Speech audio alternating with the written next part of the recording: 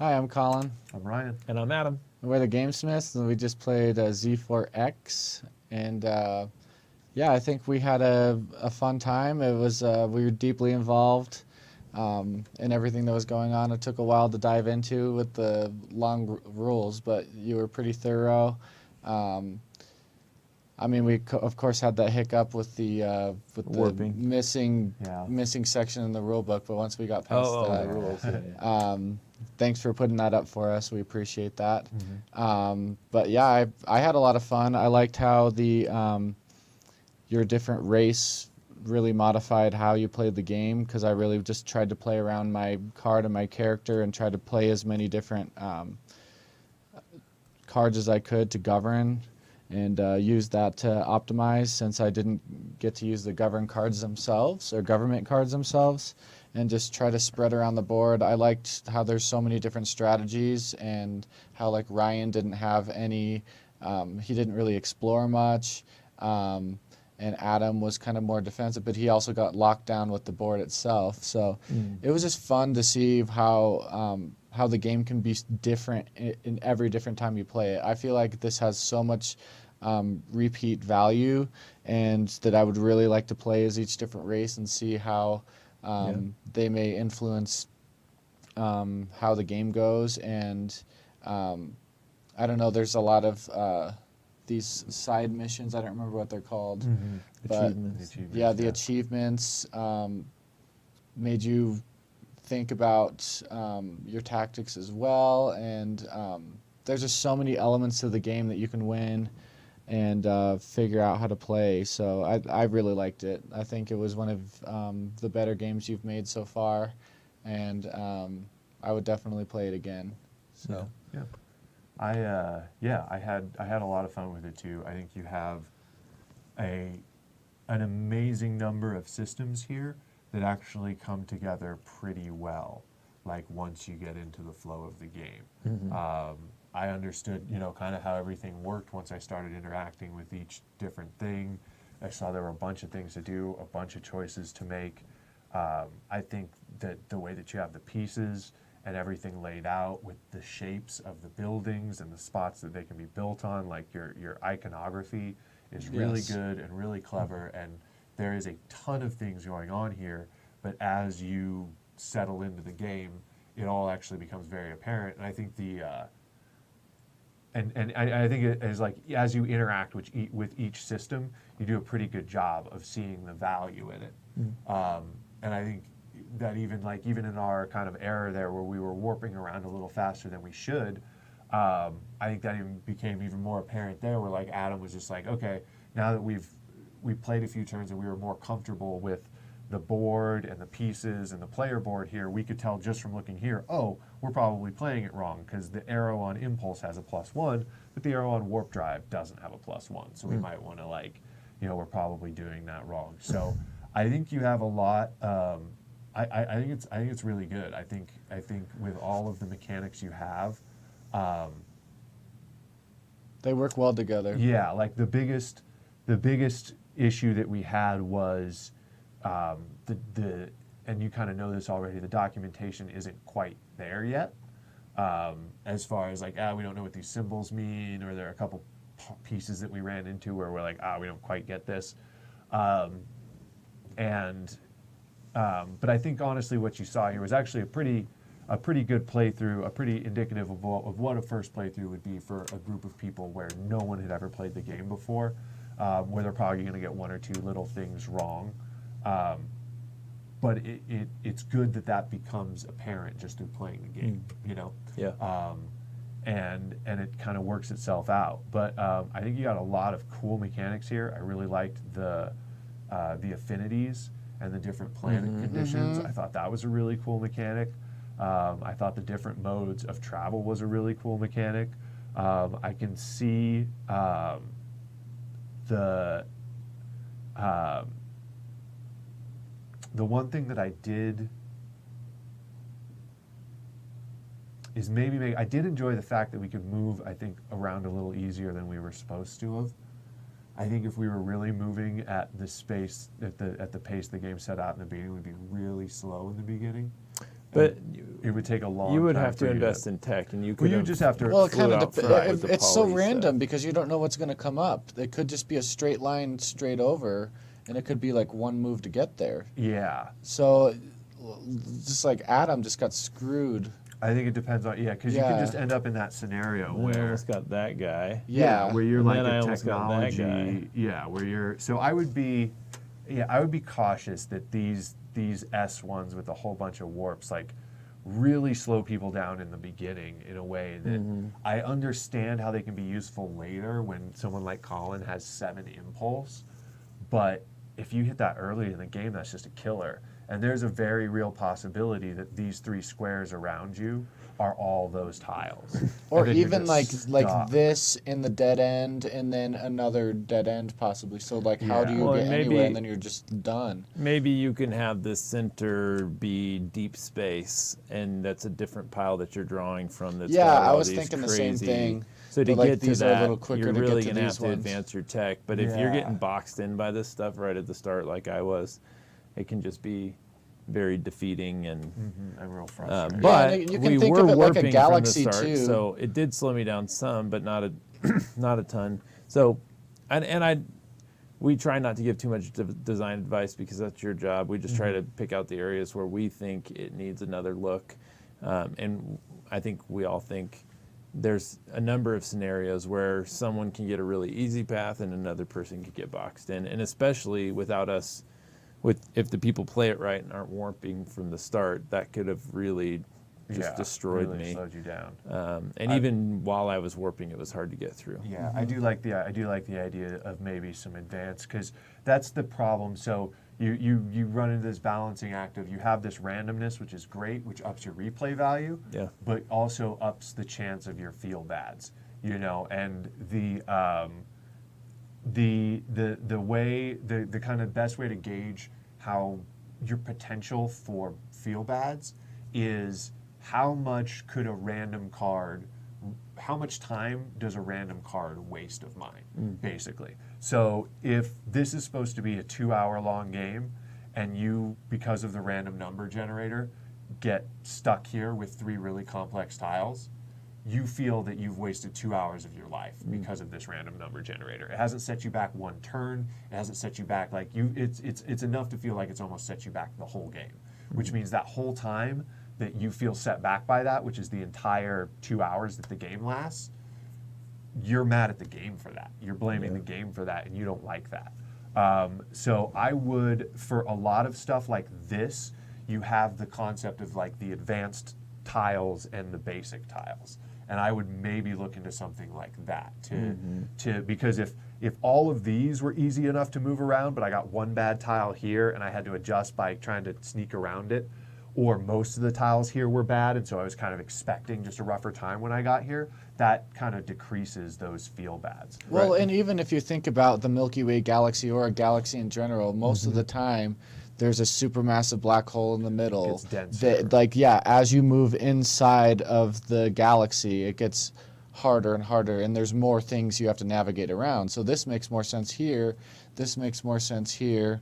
Sorry, Right. this is the S-shaped ones.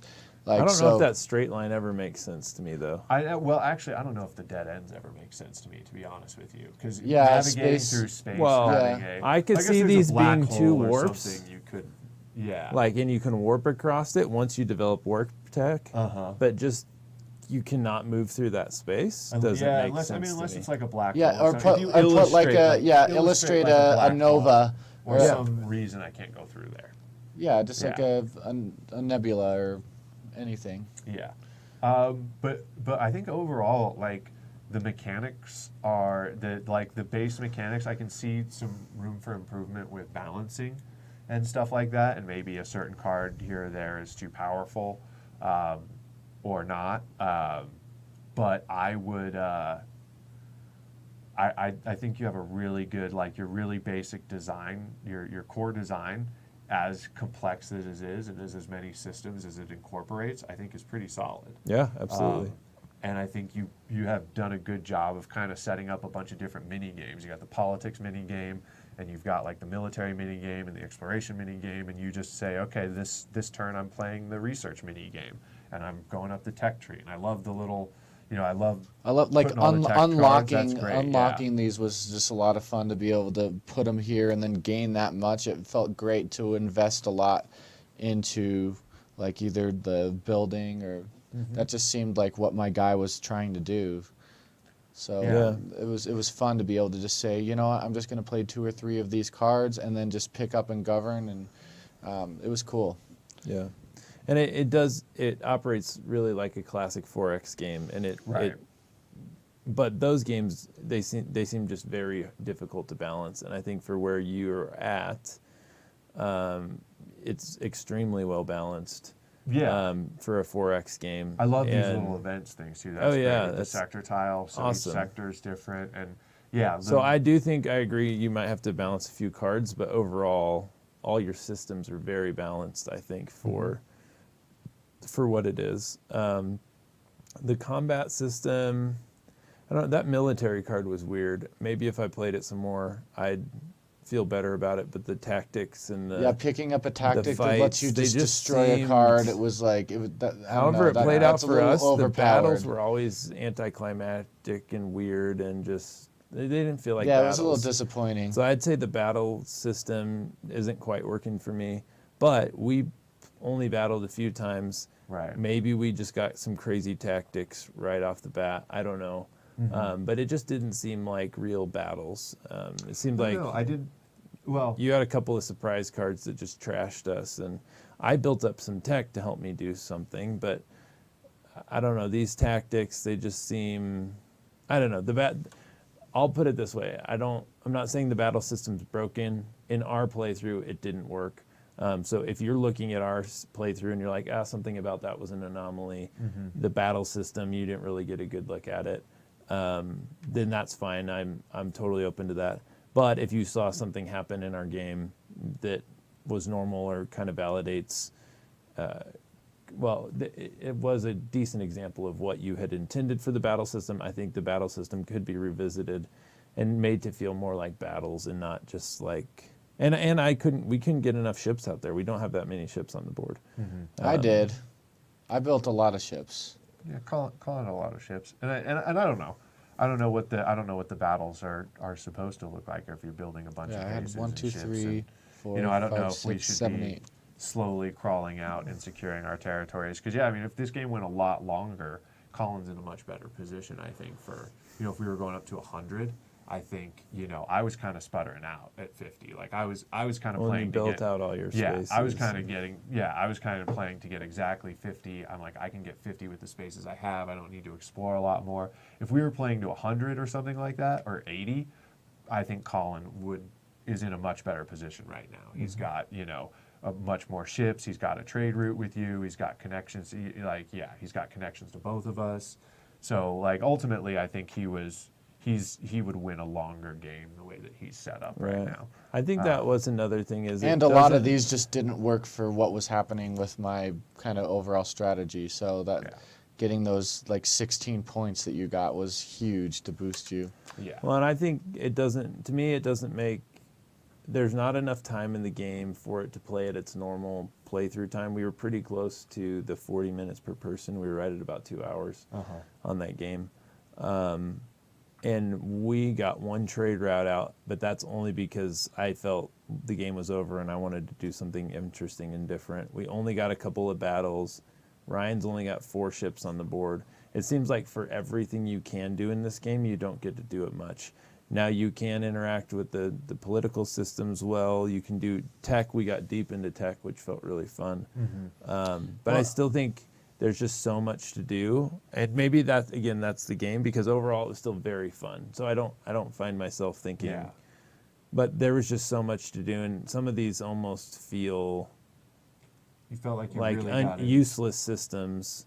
Whereas if you took trade completely out of the game and money completely out of the game, I would have not had a different game, and I would have still had just as much fun. That's not to say you do that, but all I'm trying to say is money didn't really matter much. I know if you get way up here, you can start getting 2 victory points every time you cash in money. Well, it also might be different with like 4 or 5 or 6 players too. That's No, true. and that's what I was But thinking, especially with most- politics. Like you just controlled it so quick off the bat that like every law of the land, you're just making all the decisions, and that wasn't super fun to me with just 3 people.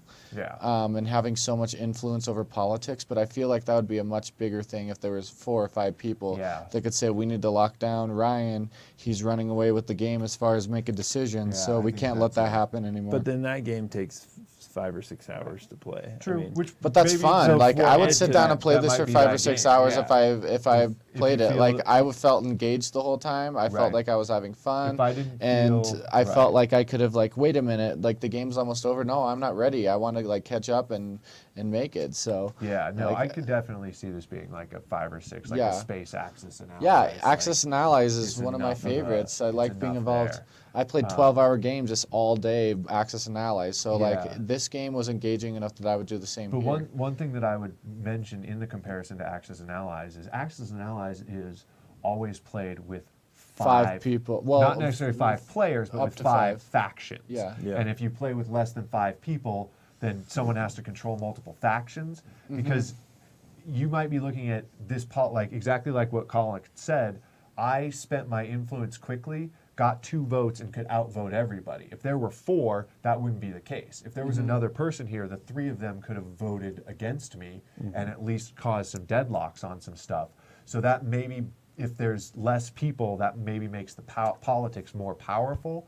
So with all of these systems, balancing them against each other and then balancing them for multiple players is an even more insane task, like an even more insanely difficult task. So I would maybe consider this is played with 6 always or 4 always. And if you need to hold, if you need to give certain people to have control of multiple factions, fine. But you run into that balancing issue or figure out, there is no galactic president in 3-player games, or maybe look at some balancing issues like that. But overall, I think we all had a lot of fun with the game. Yeah, absolutely. And there are a lot of cool things here, and I think our biggest regrets are we didn't get to interact as much with some systems as the other. We got way into technology, but didn't really get much into trade. But I think we had fun everywhere we played around. I think the biggest pitfall that you can fall into here is the randomness of your game, giving people feel bads from the get-go and then expecting them to play a 2 or 3 hour game where they feel like they're behind. So, but other than that, you've got a great game here, and keep up the good work. Yeah.